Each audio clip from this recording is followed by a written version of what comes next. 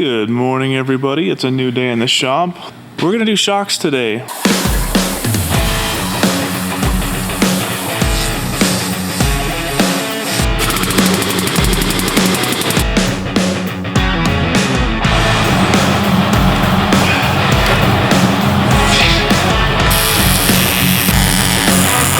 Here we are.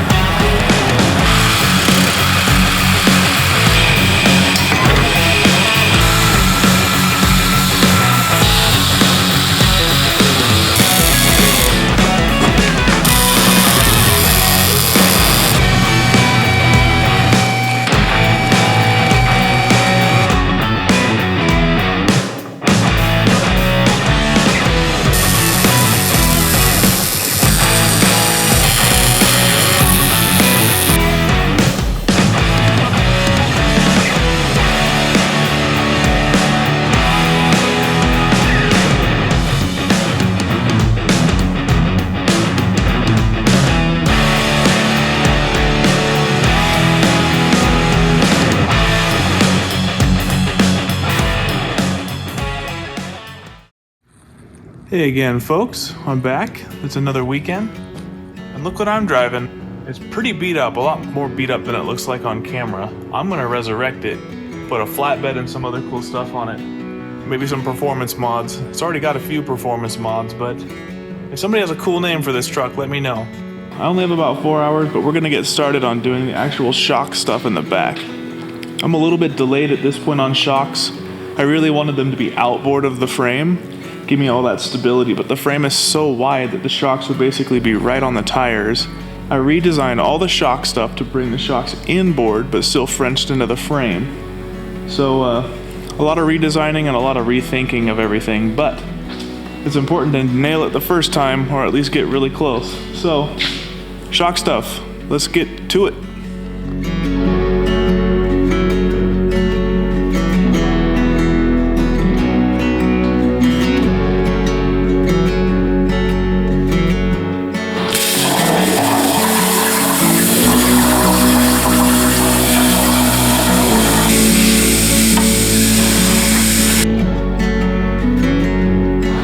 This next step is to prep the parts after laser or after plasma.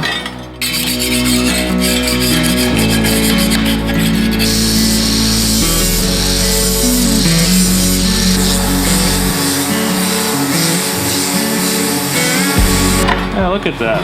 That's like mail order professional status. That's really nice. I really like that. Now I'm going to bend this sucker up. I'm gonna do these other pieces off camera since you already know what's going on.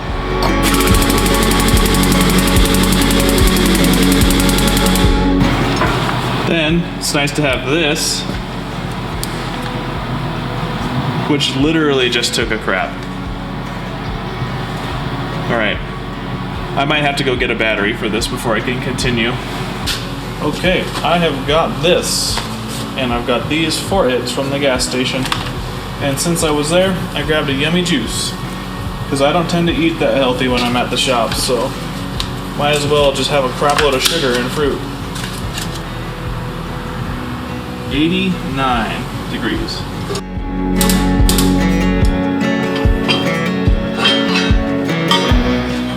There's our first bend made. You can see why those little ovals, those little racetracks are so important. They help us quite a bit with this bending process. Now I'm hoping that I can bend this almost all the way, if not all the way, without contacting this on anything. But that doesn't look to be the case just even looking at it from here. We're gonna let it have it.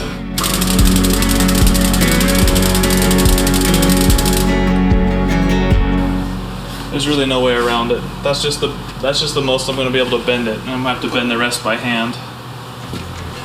With a hammer. I hate that, but that's how it goes. I'd like to take this moment to reiterate that I really don't want to do this. Down, mama, why you talk so mean? Good Lord, Nancy, it ain't what it say. You got nice clothes, nice shoes, boogie down at the bar. I don't think I can. I think it's just too much 1/4 inch to bend. As you can see, I've got a wacky idea a brewing. Jack, take off now and don't look back, but hey, don't you wanna play?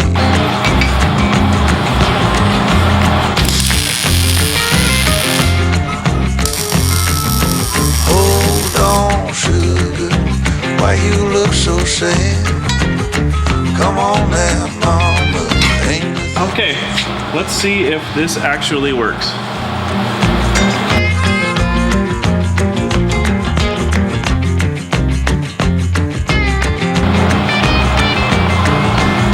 double down, throw some dice, take off now, don't think twice, but hey, don't you wanna play?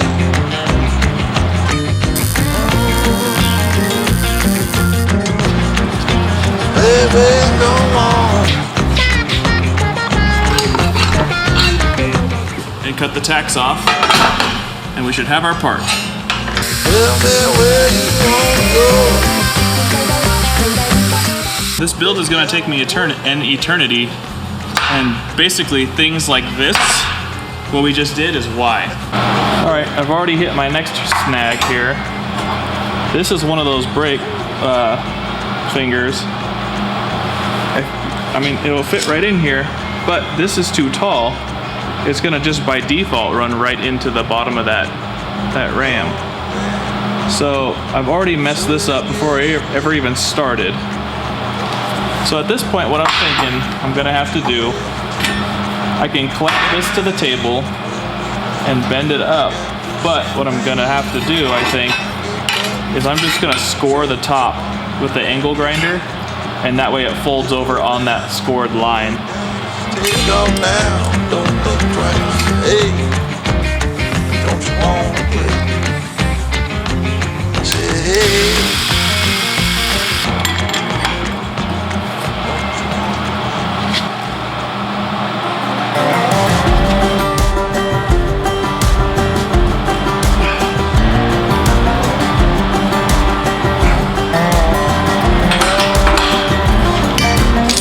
Definitely cracked all the way through.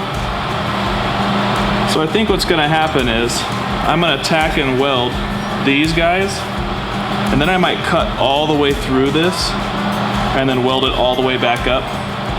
That way I don't have any strange cracking or whatever, or porosity in my weld because of this. This definitely didn't go according to plan, but we will prevail regardless.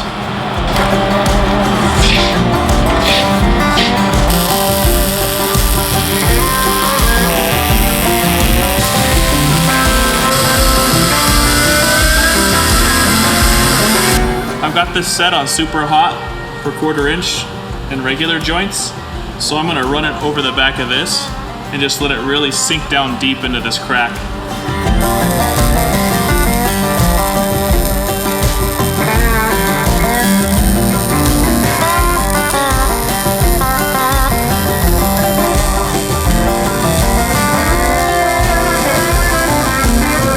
Okay, this is up here cooling. I fully welded it out. I welded the outside and the inside of this portion. And now I'm going to scribe my bend lines on this and bend it up in that brake while this cools down. And you've already seen all about bending, so I'm just gonna go bend this. Here's that bent faceplate. Yep, there we go. Pretty nice little faceplate that'll just weld right over the top of all this when we're done. I always really like it when you get to the spot where you're incorporating the cool stuff you bought. It does make me nervous to have this nice ORI in this setup, and I'll be welding around it. But I'm just gonna Pam the heck out of it. And I put my glove on the other end of the shock to keep it from getting scratched up.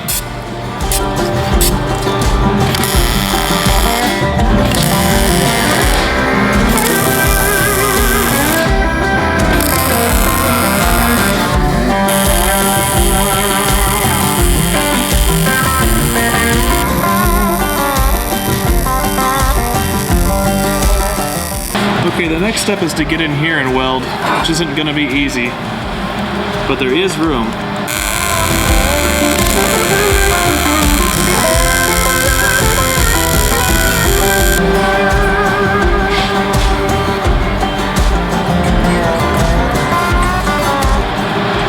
bit's a tiny bit loose, but just barely, so we didn't really warp it much.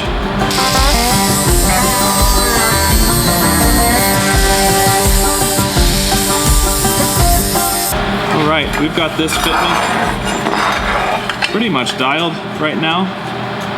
I'm just gonna tack weld it in.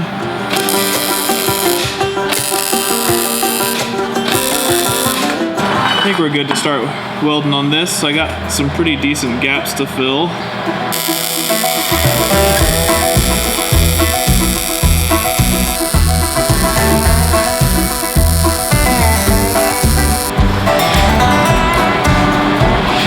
Not too bad. Really not too bad. Here we are. Really not bad at all. A lot of the welding on the exterior looks great. But this is what the shock tower is supposed to look like in the rear.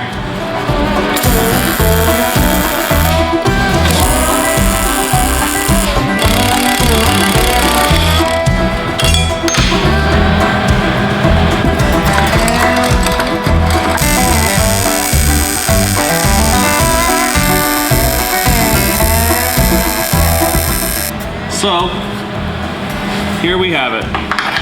That is one welded shock tower. And that should be very strong. That should be everything we ever need. All right, folks, another day done. It seems like I never get as much done as I think I will when I come in here, but I mean, I'm making steady forward progress. Here's my shock tower. You've seen it. It looks awesome. It's gonna be strong as hell. It's gonna French into the inside of the frame. And then here's the next one cut, ready to go.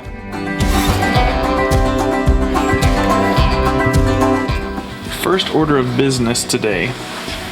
These are spacers to go in these little ball joints at the end of the shocks. These little, whatever they're called. This is a pair of ones that came stock with the ORI, and combined with the joint, they are 1.6 inches wide, which is different than almost all coilover stuff. And since these mounts, these really nice mounts, came from WFO, they're 1.5 for coilovers. So I thought, dang it, I'm gonna have to machine these down. I don't really wanna do that. But turns out ORI already has the solution in these spacers, which are 1.5 inches wide, or standard coilover stuff. Now I can finally put these ORIs inside this WFO mount. So I'll put those parts in the description for any ORI guys out there. So then this will go up in here.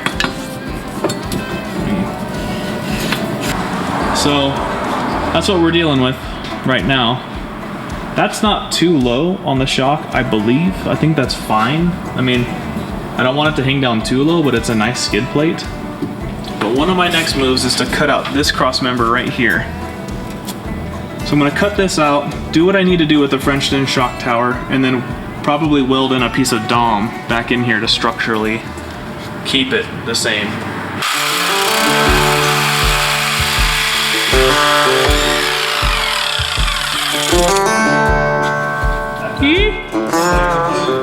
She had a little weight on her.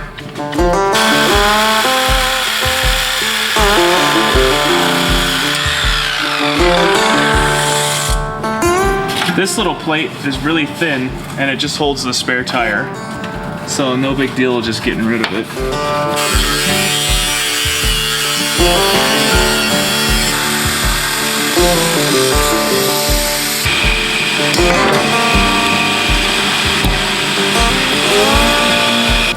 Alright folks, here's another one of those scary but crucial moments in this thing where I will be cutting this section out of the frame. And actually these cut lines you see here go up to about a 1/2 inch deep on the top, and they wrap around all the way over here and cut in all the way on the back side, and I'll show you that in a second. But I've got a 10-degree lean, a 1/2 inch from this body mount, and this should stick out a little ways from that body mount, so getting the torch in here to actually fill these welds will be difficult. But I don't want to get this so far back that it's out of this extra structural part of the frame. There's like an extra overlapping piece of steel here where things are big and strong. So I want to stay in this zone. This will French in like that at an angle, and then this top line will be level with the body. So it'll sit in there something like that, all said and done. But you know, several inches deeper into the frame that way. Yeah, you can see how it wraps around and comes up to like this first bend here. So we have like this triangle piece of frame left over for structure, and then I'm going to put in a fat fish plate with CNA across the front of it. It should look pretty good.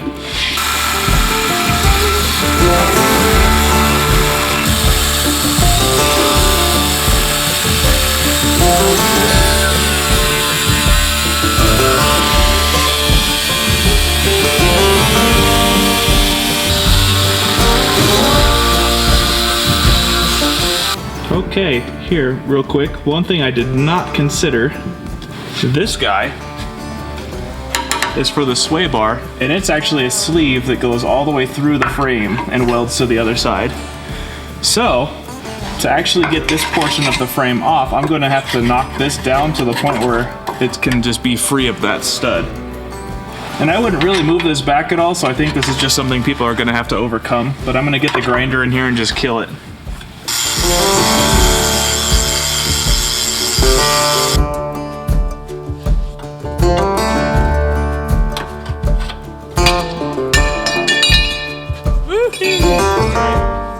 Okay, this video is probably going to be fuzzy because it's really dark in here, but you can see that stud I was telling you about that goes all the way through the frame. So I just kind of ground off the face of this until I could see the ring where that was, and then it just peeled right off. So now I'm going to come through and just cut this off. Okay folks, here's some cool and interesting things. This isn't just dark in here, it's not just shadowy. It's all painted. It's painted inside and outside, the frame is. Plus, I wanted to show you, like, we're Frenching this onto the inside, right? For the most part, a vehicle's frame on the inside does not even come close to the frame on the outside. As far as thickness, this part right here is the inside of the frame. Look at how thick that is. This part here is part of the outside of the frame. It's the same thickness. I think you're going to be hard pressed to find something that you can make into a rock crawler that's not already a pickup truck or a 1-ton truck that has a frame that can compete with this Durango. Alright folks, here we are. We are cut in. We're pretty level with the body up here, and I can actually get my hand in there just barely. Everything's nice angle. You can see the kind of fitment I wound up getting by just taking my time. With the mount bottomed on the tub up here, I don't know if you can see that. With it bottomed out, this is the line, and then I simply just drew a line a ½ inch up and then lined it up. So it's got a nice ½ inch drop. We're cut in all the way around. You can see I just started to creep into this face, and I kind of just marked right across the bend. So I think you can see what I'm going for here.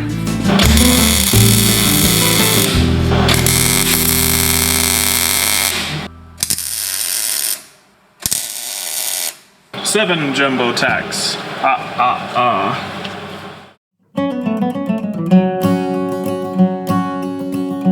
Alright, I'm gonna slap this ORI up in here.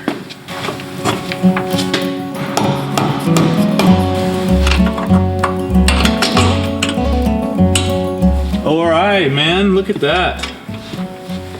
And then this will be something like that. I kind of pre-programmed the ORIs to have their eyelet an inch below the axle tube. I'm gonna buzz the paint off this to bare metal, move this strap over, get an angle here, get an angle for all this, blah, blah, blah, and then tack it in. I measured from this backing plate to 7 inches. And it's relatively arbitrary, but just looking at the sketch I had, laid all this out, and the angle of that, it seems about right. So I just made this 7 inches over, and I can do the same to the other side, that way it's symmetric. We'll have to do a bunch of careful flexing afterwards to get it just right, but at least this is a solid starting point.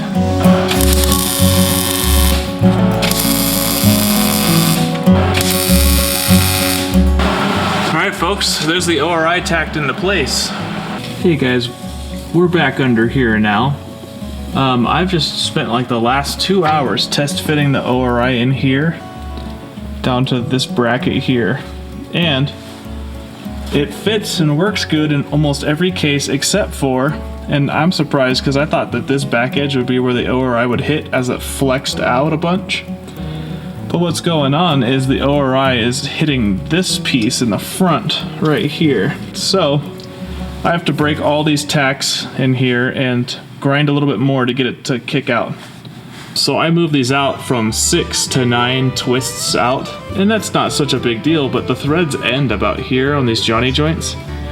So I'd consider this maxed. I don't want to go much farther than this unless I have to. So, all in all, I mean, not too big of a deal, but I don't want to scoot the axle back any farther, to be honest. I would rather take the time to rotate this tower backwards. Before, I had this in here like here, right about there height-wise, and it was tight against the frame, so if I do that, here we go.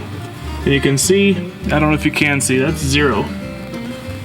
But now if I rotate it how much I've just shaved, I get like a 2.7, 2.8, 2.9, 3.0. If I do this up against this side of the frame, and then 0 it, and then do that up against this, it was 6.9 degrees from the whole start. It wasn't even 10 degrees. So now if I rotate it in, I'm at 9.7, so I'm almost actually 10 degrees now. And I bet you this will work. So I'm gonna re-tack it in at this 10 degree and see, but it kind of makes me wonder what happened. Now we're actually at 10 degrees and I'll tack it back in.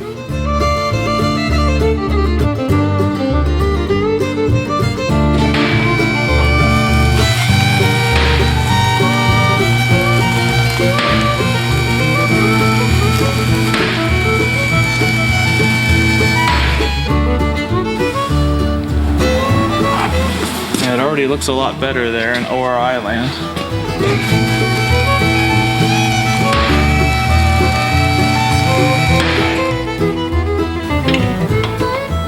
Okay, things are looking all right. This wheel is barely starting to maybe feel like it's coming up off the ground. So I'm gonna really quickly measure it to see if it's our right height. Whoa.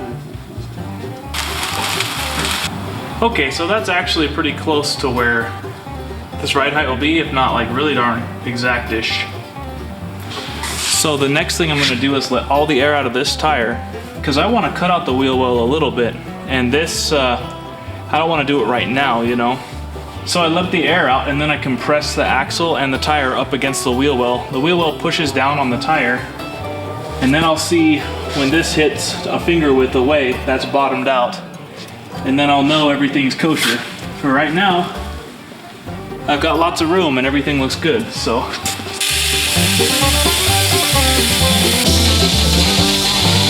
Okay, that's about out of air finally. I have those monster valves so it drains air quickly, but they're still 43s, so. Next I'm gonna take this, and I've got a strap here and it's tight, so just in case this wood falls, this tire doesn't fall far, it doesn't shake on the lift a bunch.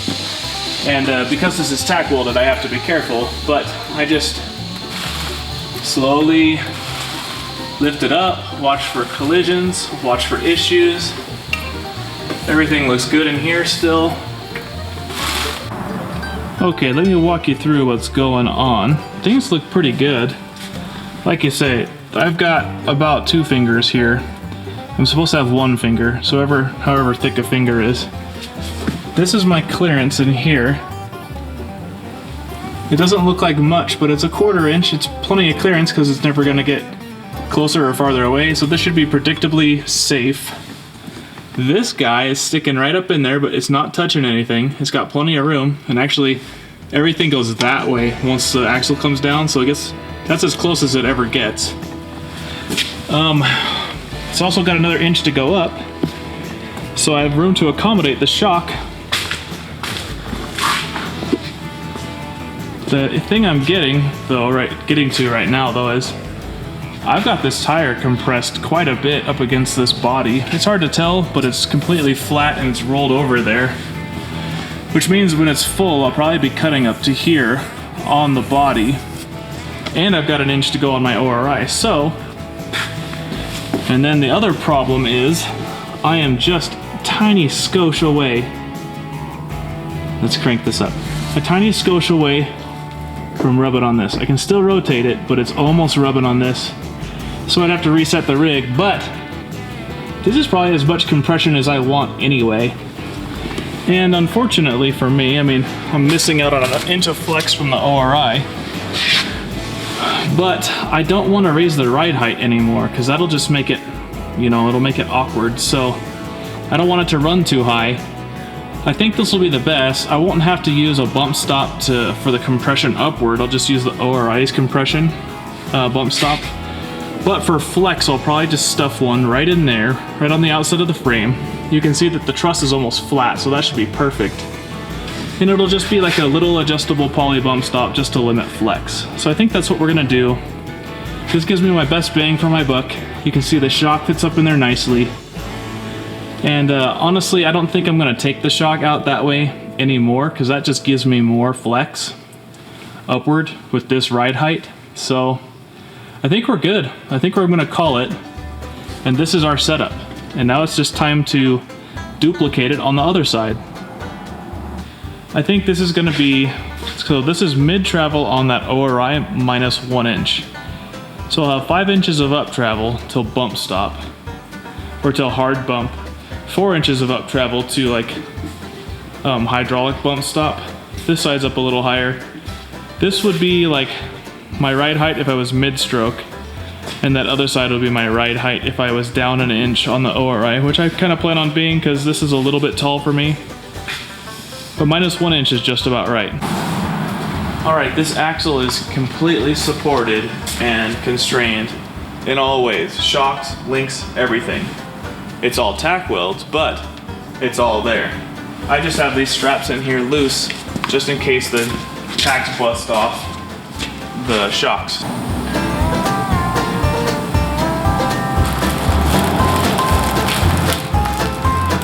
Okay, this ORI's bottomed out. This ORI's bottomed out. So this will be, you hit a fat ass bump, and I'll show you the tire stuff real quick on either side. This will be like you bottomed it out on a big bump. This was what would happen. Yeah, so I mean, we're not stuffed into the wheel wells or nothing. Because we've angled the shocks in more, it's going to help lift it up some. That's the flex right there. Let's do a quick walk around without me jabbering.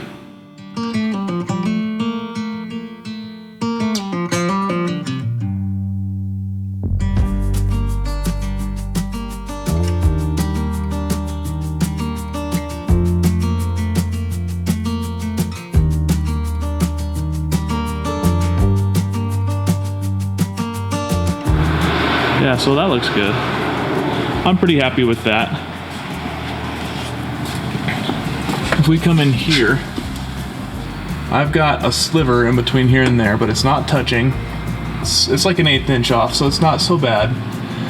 So it's looking good. I think so anyway. But there's the shock. There's the angle it has till it hits, which is plenty.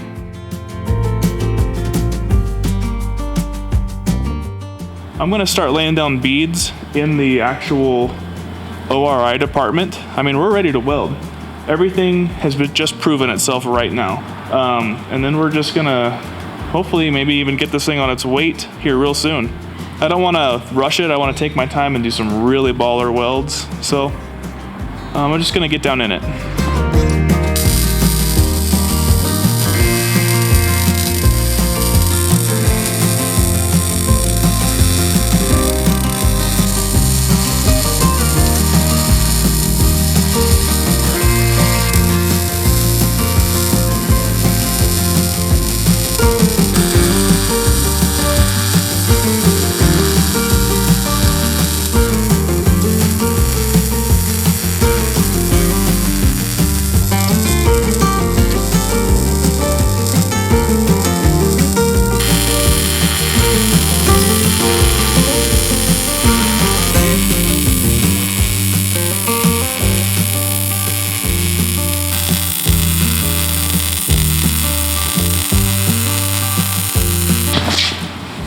All right, I'm just about to set this on its own weight for the first time, but I wanted you guys to see it. I've done epic buttloads of welding today.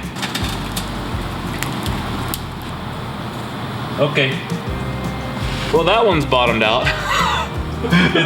It's still under its own weight, technically. Huh. Okay. Okay, I figured it out. That tire was flat. And because of the tripoding with that being locked out and the two jack stands in front, it just wasn't putting pressure on the strut. It was just collapsing the tire. So here we are. You can see we're compressed on both. It's on its own weight. It's just sitting here doing its own thing.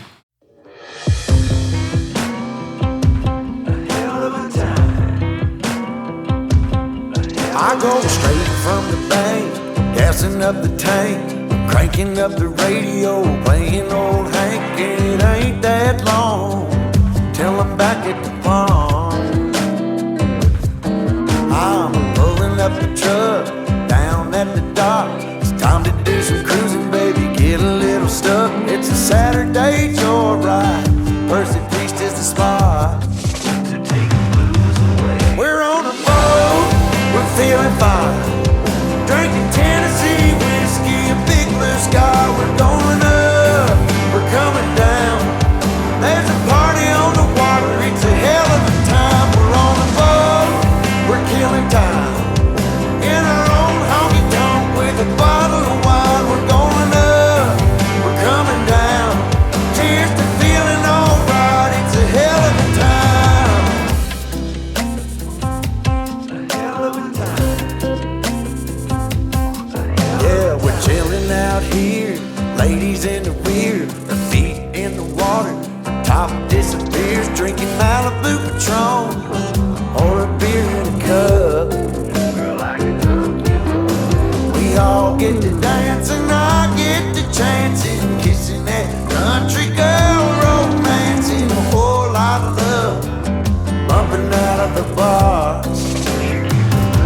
Yeah, we're on a boat, we're feeling fine, drinking Tennessee whiskey, a big blue sky. We're going up, we're coming down.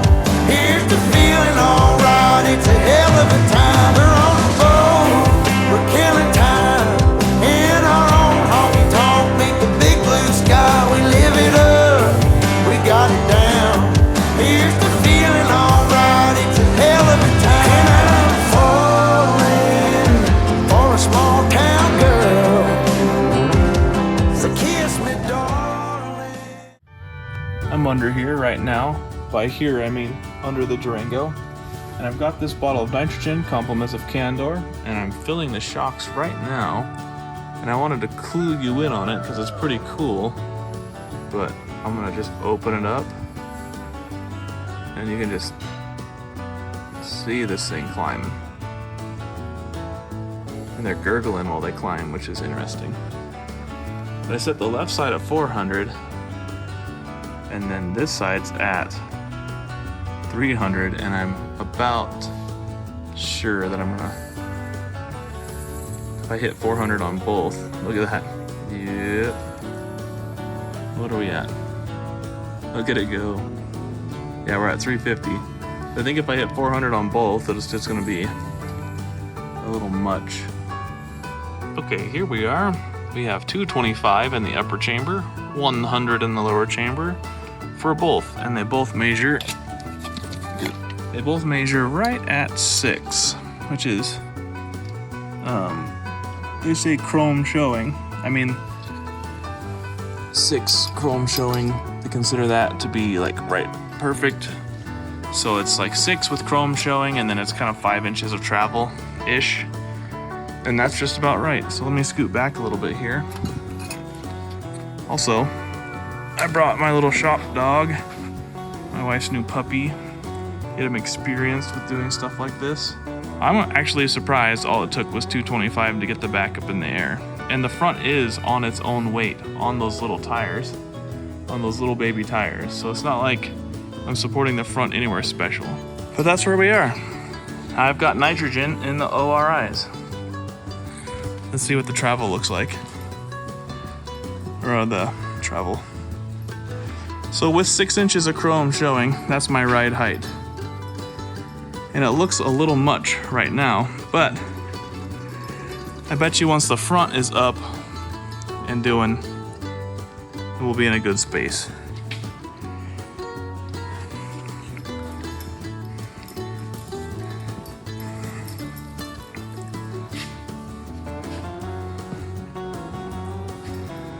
Yep, I think that's gonna be just right.